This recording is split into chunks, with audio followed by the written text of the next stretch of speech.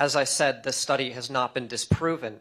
The reason that the suicide rate is so high is because they are bullied for who they are. See, I have seen it this is nonsense. in school, and this is a truth. And you know why I know it's nonsense? Because every single person in this room disagrees with you fundamentally and is treating you incredibly respectfully tonight. That is a pile of garbage. I know it's a pile of garbage. Of course. And so instead, and I'll be honest, it's the people that are in those positions that end up becoming the bullies themselves. Hi guys, my name is Favor, and in today's video I would be sharing my thoughts on an exchange between Charlie Kirk and a cross-dressing student on issues regarding gender identity, freedom of speech, and how we navigate those topics even in our society. So let's get right into the video. You put a lot of focus on Leah Thomas and that whole situation. However, what about all of the other trans athletes that don't make it to the top? Because I unfortunately don't have a list of every trans athlete known to man. I didn't fully prepare, but what about all of the, because Leah Thomas is one case out of many. So what about the other trans athletes that have transitioned and do participate in sports but don't make it to the top and are middle of the pack? Well, they're still beating other women, aren't they? They're taking somebody's spot, right? Well, no, but they are women. Okay, they have transitioned. So let's ask a question. So thank you for being here and the courage for talking. First of all, what is a woman? Let's start there. Well, as she said, anyone who identifies as such, and traditionally it would be gender dysphoria. That is a legitimate medical condition. So if you have gender dysphoria, yes. Okay, so that's interesting. So that's your personal definition of what a woman is. Why should society adopt that definition, therefore disenfranchising chromosomal-born women? Really, it's out of respect for those that have the condition. Got it. So we should elevate the people with the mental condition over half the population. No.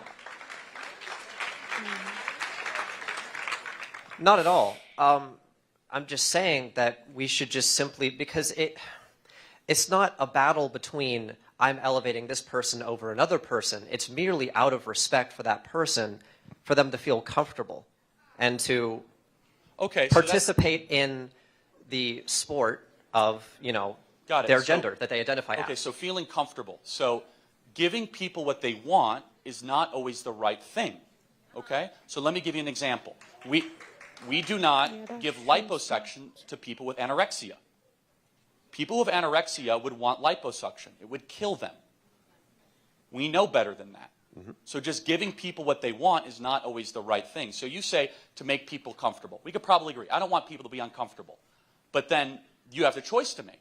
What if all of a sudden you're making half the population uncomfortable and the sport itself is all of a sudden being destroyed and standards as we know it are completely destroyed? So let me ask you a question.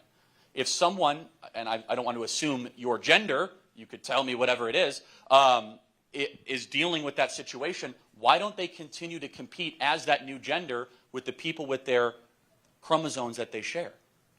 Because they don't identify as such. And I actually, I'm really glad you brought up the example with the, I'm sorry, could I steer the conversation back towards what you said about comfort? But let me ask you another question. So how people identify matters a lot to you, right? Yes, correct? Of course. Okay, so should we allow adults who identify as toddlers compete in preschool soccer? No. Not. Why? They identify as a child. We want them to be comfortable. No, because that's not a legitimate mental. It absolutely is. No. That's a real thing. Having people think that they're in a different body is a real thing. People think that they're dogs. People think that they're cats, and some people think they're children still. They never grow out of it. It's a legitimate mental condition. So shouldn't we accommodate fully grown 50-year-old men who want to play t-ball? Well, no, because they require a different treatment plan, and this is what I wanted to steer back to. Really? Yes, okay. I wanted to steer back towards what we talked about with comfort.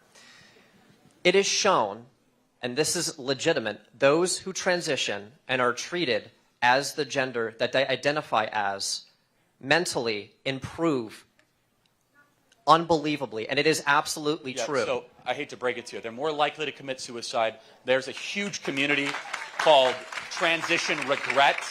I encourage you to look at it. It has 27,000 members on Facebook of people who make the chemical castration decision to transition, and that's an irreversible decision. It's a growing group of people that say, I was sold a complete bill of goods here. And so, you know, that really is the question, which is, if it's irreversible, and you're citing some study that, honestly, the data shows exactly the opposite, is that they're more likely to commit suicide, more likely for self-harm, all these sorts of things. What is the proper way to treat it? As I said, the study has not been disproven. The reason that the suicide rate is so high is because they are bullied for who they are. See, I have seen it this is nonsense. in school, and this is a truth. And you know why I know it's nonsense? Because every single person in this room disagrees with you fundamentally and is treating you incredibly respectfully tonight. That is a pile of garbage. I know it's a pile of garbage. Of course. And so, instead, and I'll be honest, it's the people that are in those positions that end up becoming the bullies themselves, that kicked me off of Twitter. That's, and no offense, but kind of your team is the one that's super, like, offended that I used a name that Levine used to have. Like, who's the bully in this situation? Well, it's disrespectful to do that because she identifies as a woman. And it is just disrespect. That is why I can't speak for everyone else. I can only speak for myself at the end of the day, right? And it's just disrespectful. And it is not right to call Leah Thomas her dead name out of respect for her. Levine or whatever. But let me zero in on this, right? So it's a birth name, whatever you could call it, a dead name. It's fine. But if I were to do a biography on Thomas, and I would include that name, how is that disrespectful?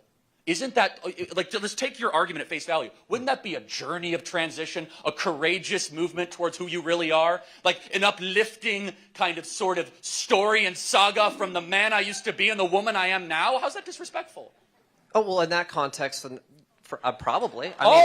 So dead naming's now okay. I mean, maybe my tweet was all about the courageous journey of Ricardo Levine that once was named Richard and now its name is Rachel. Do you see what's getting here is that you're putting a lot of preference on context and on how I identify and all of this. And your opinions, you can have your opinions. But what we're talking about tonight is how we structure society, right? And that is a totally different thing than your opinion. So when we start to structure society on a vast minority opinion, and we start to use power and force around that vast minority of an opinion, all of a sudden, the only way you can win that argument is the person who wins the oppression Olympics.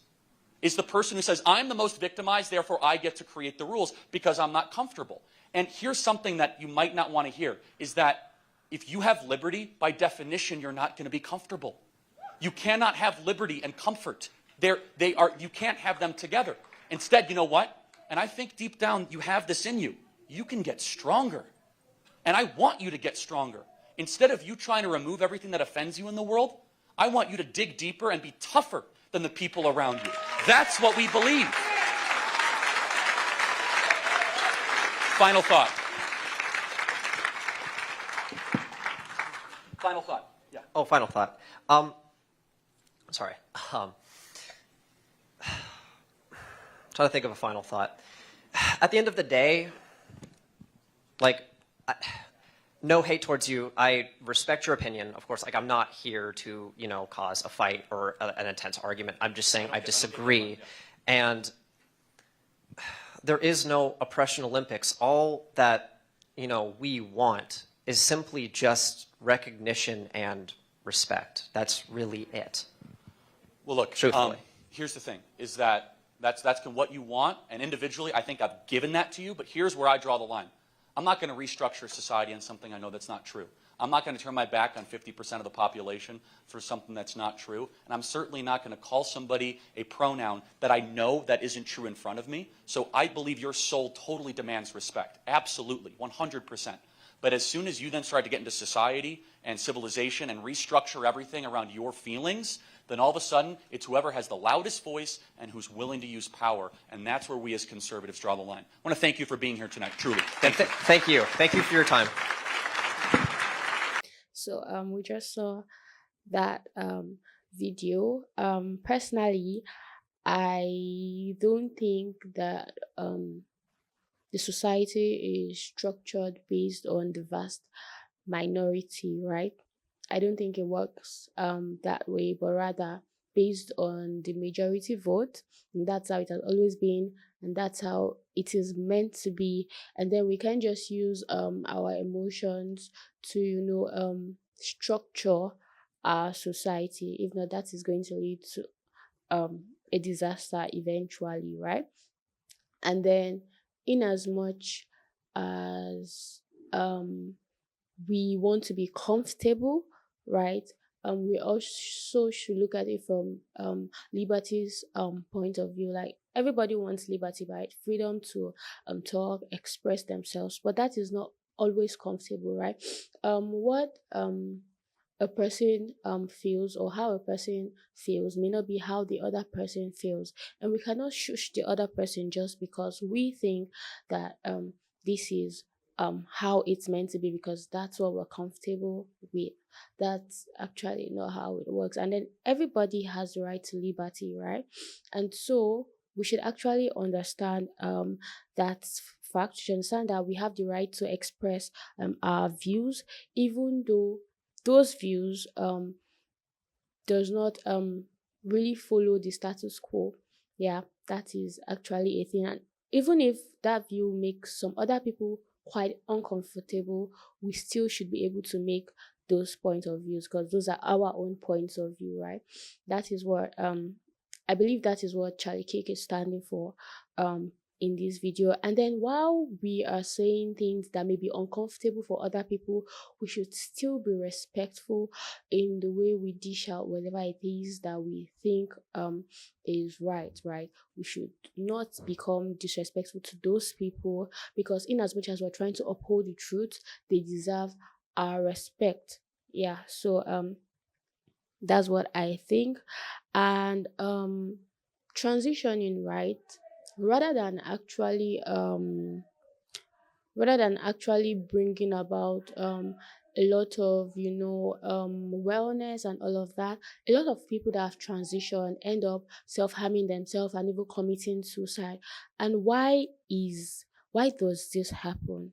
Because most times, after people have transitioned, they begin to have regrets, and then at this point in time, there's really nothing they can do, because it's an irreversible procedure that have been done on them, or they've done chemical castration, and so there's really nothing that can be done, right?